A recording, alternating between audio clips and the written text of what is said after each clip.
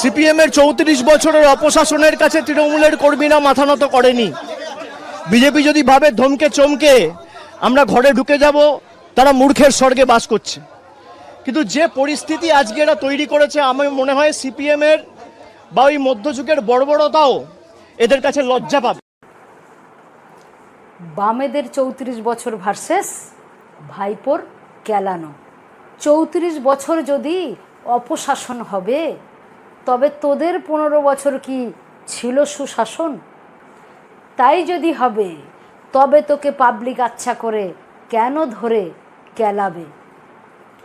যা দেখছিস হয়েছে সব 34 বছরে।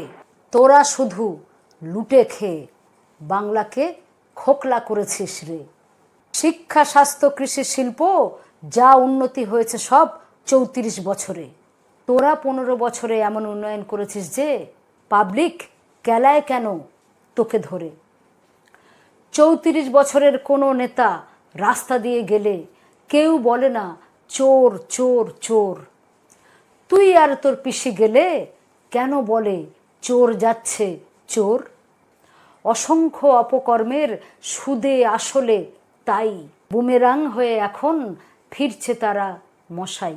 যে যাই বলুক ভাই, ভাবিয়া করিও কাজ, চিরদিন কারো যায় না সামান, কি বুঝলে মহারাজ?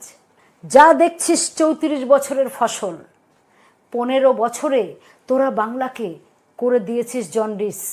চুপ কর শয়তান, তোদের কেস ডিসমিস। লাল সালাম।